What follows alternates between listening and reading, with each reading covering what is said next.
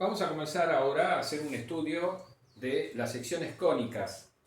Las secciones cónicas son una familia de curvas planas que se obtienen intersecando un cono con un plano. Este tema está tratado en el capítulo 11 del libro de Hernández. Nosotros vamos a seguir más o menos el desarrollo de ese capítulo, obviando algunas cuestiones, unas cuantas.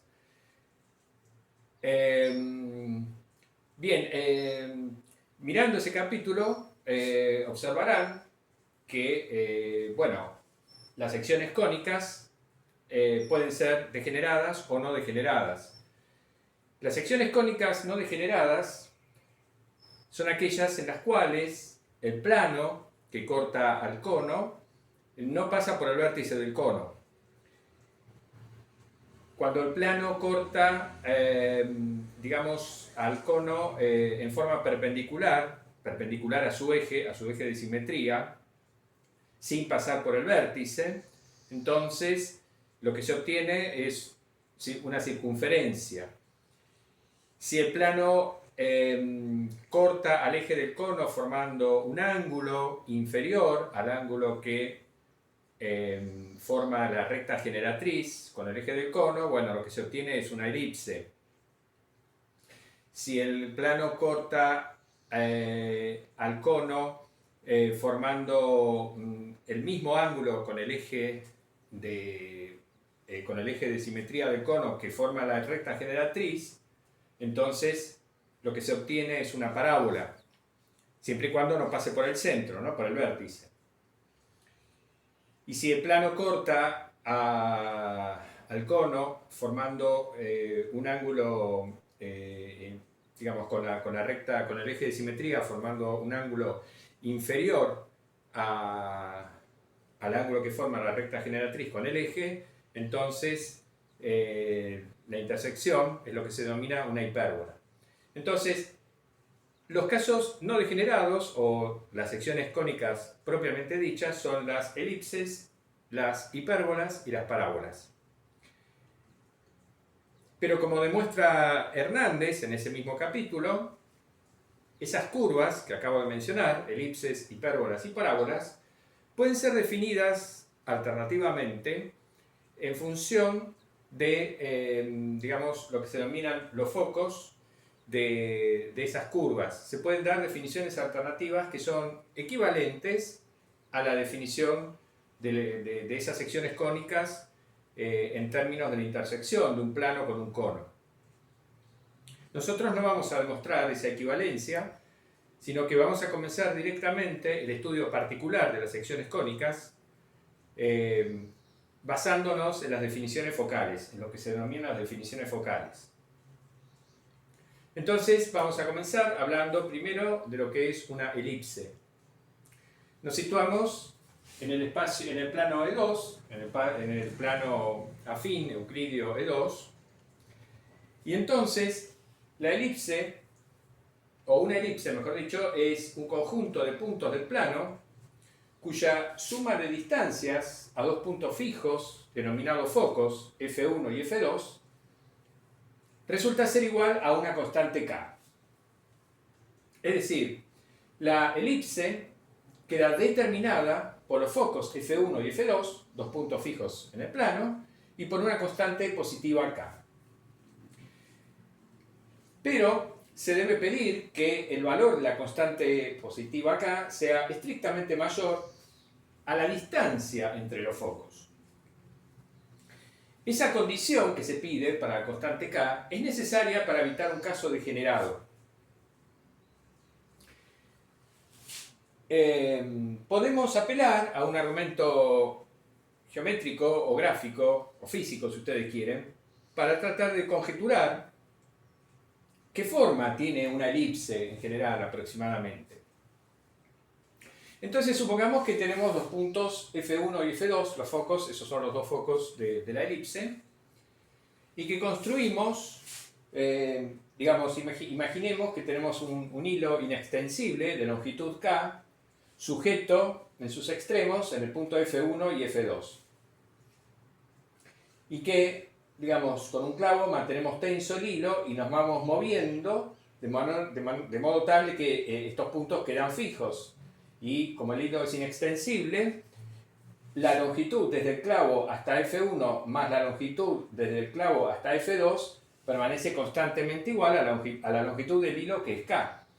Entonces, conforme nos vamos moviendo por el plano manteniendo tenso el hilo, lo que vamos a describir es una elipse según esta definición. Decíamos que se pedía esta condición para la constante K a fin de evitar una situación de degeneramiento. Lo que ocurre es lo siguiente: si esta constante K fuera inferior a esta distancia, a la distancia entre los focos, entonces esto nos daría conjunto vacío, como es fácil ver, digamos, debido a la desigualdad triangular.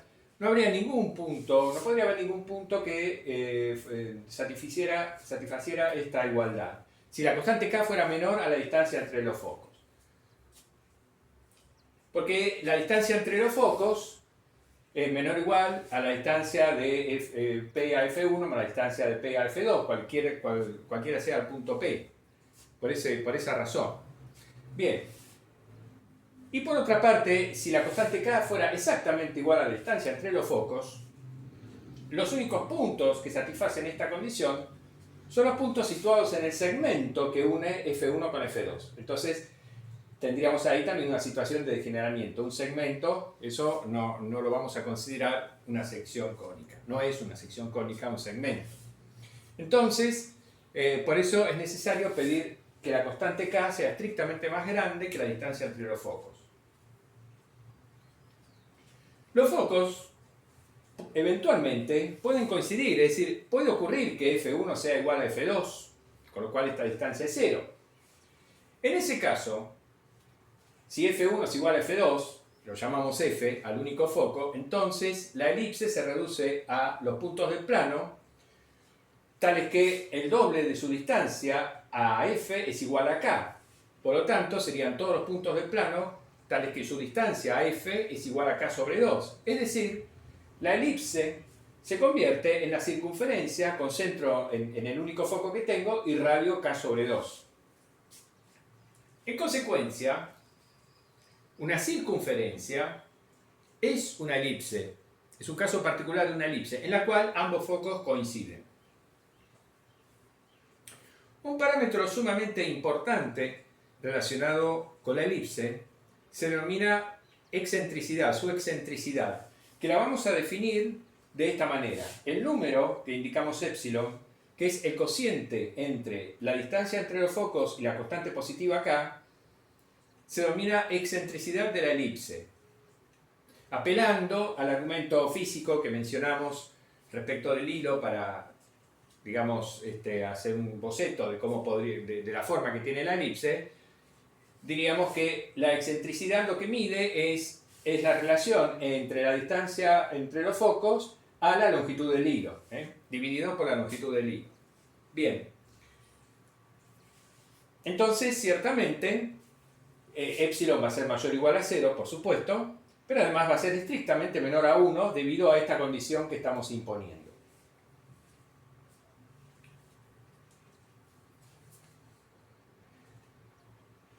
Bueno, cuando los focos son diferentes, la recta determinada por dichos focos se denomina eje focal. Este es el eje focal. A continuación, lo que vamos a hacer es fijar en el plano un sistema de coordenadas cartesianas ortogonales para ver cuál es la ecuación de esta elipse, de este conjunto de puntos en el plano, en esas coordenadas, en el sistema de coordenadas. Pero a fin de que la ecuación de la elipse en coordenadas cartesianas adopte su forma más simplificada, lo que vamos a hacer es situar el origen del sistema de coordenadas en el punto medio entre los focos y vamos a hacer coincidir uno de los ejes coordenados con el eje focal. Por ejemplo, el eje X, con lo cual el eje Y va a ser perpendicular al eje focal.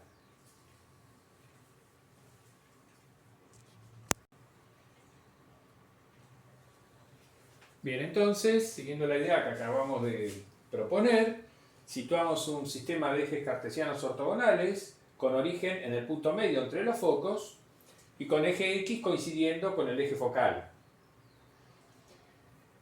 Entonces, si llamamos C a la semidistancia entre los focos, observamos que el foco F1, que es este punto, va a tener coordenadas, o sea, va a ser el punto menos C0, el punto del plano menos C0, y el foco F2 va a ser el punto del plano C0. Si llamamos a la mitad de la constante K, entonces un punto XY del plano va a pertenecer a la elipse, va a pertenecer a esta curva, si y solo si la suma de las distancias del punto XY a F1 y a F2 es igual a K, es decir, es igual a 2A. Pero la distancia del punto XY al foco F1 es la distancia del punto XY al punto menos C0, que es esto que tenemos acá. Y la distancia de XY al foco F2 es la distancia de XY a este punto, que es lo que tenemos acá. Entonces la suma de estas dos raíces cuadradas debe darnos 2A para que el punto XY pertenezca a la elipse. En consecuencia, esto que tenemos aquí recuadrado es la condición que tiene que cumplir un punto del plano para pertenecer a la elipse. Pero esa condición está expresada ahora en función de las coordenadas cartesianas de ese punto, situando el sistema de ejes de esta manera. Bueno, si pasamos este término para el otro lado, para el segundo miembro, y elevamos al cuadrado, obtenemos esta relación. Entonces, esta ecuación implica esta. Pero en realidad, también esta ecuación implica la que tenemos recuadrada, es decir, hay una equivalencia entre ambas expresiones. Por el hecho de que si nosotros acá tomamos raíz cuadrada en ambos miembros, bueno, de este lado nos va a quedar lo que tenemos aquí, y de este lado nos va a quedar el módulo de 2a menos esta raíz cuadrada. Pero lo que está dentro del paréntesis es mayor o igual a 0. Porque esta es la distancia del punto XY a uno de los dos focos. Eso tiene que ser sí o sí menor o igual a 2a. Justamente por la condición que cumple el punto P para pertenecer a la elipse. Entonces, esta ecuación equivale a esta que tenemos acá. Hay un sí, solo sí. Ahora, cuando desarrollamos este cuadrado, y también desarrollamos aquí, bueno, vamos a advertir que se van a cancelar unos cuantos términos entre ambos miembros, y es fácil ver que vamos a llegar a esta expresión. Entonces, desarrollando el cuadrado, desarrollando aquí, digamos, este cuadrado, y desarrollando este cuadrado, vamos a llegar, y luego elevando al cuadrado, perdón, vamos a llegar a esta expresión. Es decir, al desarrollar este cuadrado, nos queda, de este lado que nos queda 4a al cuadrado más esto, x menos c al cuadrado más y al cuadrado, menos 4a por la raíz cuadrada. Bueno, el punto es que después, cuando volvemos a elevar al cuadrado, primero hacemos una cancelación de términos, etc., y volvemos a elevar al cuadrado, entonces nos desaparece esta raíz cuadrada y obtenemos esto que tenemos acá. Es decir, hay que elevar dos veces al cuadrado, obviamente, para eliminar las dos raíces, que es lo que estamos haciendo. Nuevamente, esta ecuación equivale a esta. Bueno, acá lo que estamos haciendo es desarrollar este cuadrado. Acá estamos desarrollando este cuadrado y distribuyendo a al cuadrado, aquí adentro del corchete. Y luego, entonces, bueno, este término se cancela con este que tenemos acá. Pasamos x cuadrado por c cuadrado para el otro lado, con lo cual nos queda esto que tenemos acá. Más a cuadrado por y cuadrado. Y este término lo pasamos para el otro lado, con lo cual obtenemos este segundo miembro. En definitiva, entonces, esta ecuación, que es la condición que tiene que cumplir un punto XY para pertenecer a la elipse, es equivalente a esta que tenemos acá. Podemos dividir esta ecuación por esta constante, por el hecho de que esto es positivo, ya que A es mayor estricto que C. Recordemos la condición, para evitar un degeneramiento, de que la constante K es estrictamente más grande que la distancia entre los focos. Por lo tanto, la constante A va a ser estrictamente más grande que la constante c, como estamos diciendo ahí. La excentricidad expresada en función de c y de a, por supuesto, es c sobre a. Bien, entonces, como esto es un número positivo, podemos dividir la ecuación por ese número. Y lo que nos queda, cuando hacemos esa operación, es lo siguiente. Nos va a quedar x cuadrado sobre a cuadrado más y cuadrado sobre a cuadrado menos c cuadrado igual a 1. Esto que tenemos acá, finalmente, es lo que se denomina la ecuación canónica de la elipse. Expresada en términos de la constante a, o sea, de la constante k, si ustedes quieren, y de la distancia, o la semidistancia entre los focos. De vuelta, por el hecho de ser esto un número positivo, podemos tomar la raíz cuadrada. Si llamamos b a la raíz cuadrada positiva de a cuadrado menos c cuadrado, entonces esta ecuación se expresa de esta forma.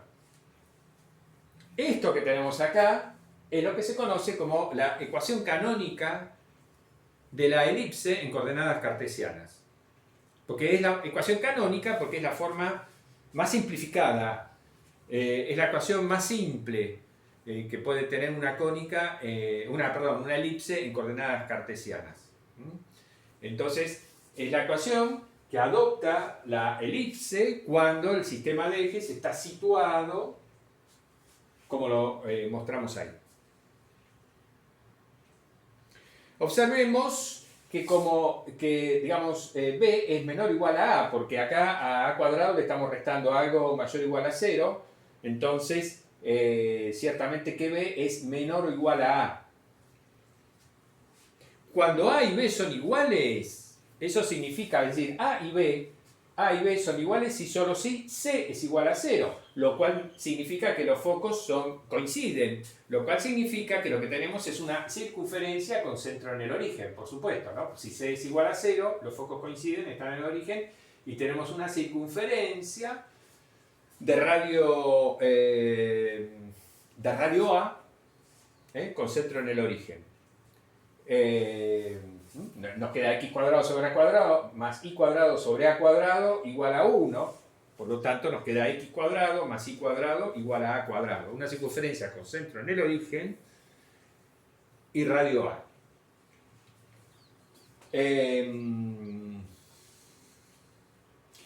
Podríamos haber situado o haber hecho coincidir el eje Y con el eje focal. En ese caso, la ecuación canónica adopta la misma forma, pero ahora sería esta constante mayor o igual a esta constante. Entonces, en la ecuación canónica, cuando A es distinto de B, nos damos cuenta, mirando la ecuación canónica, cuál es el eje focal, observando cuál es el coeficiente mayor. Donde está el coeficiente mayor, o la coordenada que está dividida por el coeficiente mayor, por el cuadrado más grande, digamos, representa al eje focal.